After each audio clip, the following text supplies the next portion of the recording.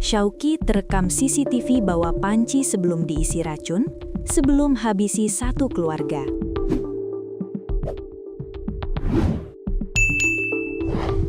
Beredar rekaman CCTV detik-detik Abdullah Syauqi Jamaluddin, 22 tahun, sebelum melancarkan aksi pembunuhan berencana terhadap ibu dan dua saudaranya di rumah kontrakan Jalan Warakas 8, RT 06, RW 10, Kelurahan Warakas, Tanjung Priuk, Jakarta Utara. Diketahui, Abdullah Syauqi Jamaluddin, 22 tahun, nekat menghabisi nyawa satu keluarganya karena dendam dan merasa diperlakukan berbeda dari saudaranya. Sebelum membunuh satu keluarga, dalam rekaman CCTV tersebut, Syauqi terlihat mengendarai sepeda motor sambil mengenakan jas hujan dan membawa sebuah panci pada Rabu, 31 Desember 2025 pagi. Polisi menyebut panci tersebut kemudian digunakan pelaku untuk meracik racun yang menewaskan para korban.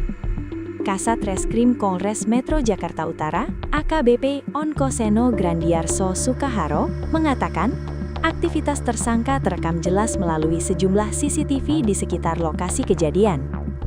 Rangkaian aktivitas pelaku terekam, mulai dari keluar rumah membawa panci hingga kembali pulang dan menyiapkan racun untuk para korban, kata Onkoseno dalam konferensi pers di Mapolres Metro Jakarta Utara, Jumat, 6 Februari 2026, dikutip tribunjakarta.com.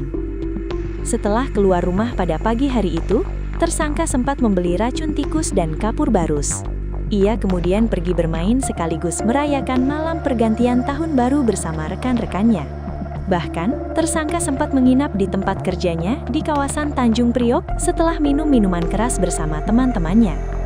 Keesokan harinya, Kamis, 1 Januari 2026, sekitar pukul 10.21 WIB, Syauqi kembali ke rumah diantar oleh seorang rekannya sambil membawa sisa kembang api.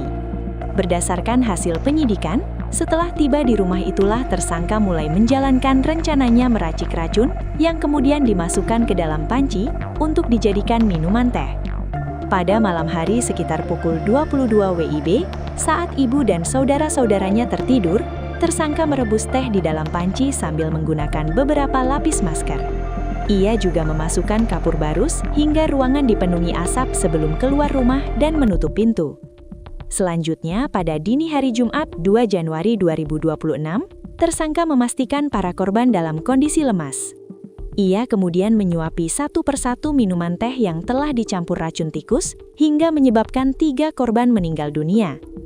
3 korban meninggal yakni ibu mereka, Siti Solihah, 52 tahun, kakak perempuan Afiah Al-Adilah Jamaluddin, 27 tahun, dan adik bungsu Adnan Al-Jabrar Jamaluddin, 13 tahun.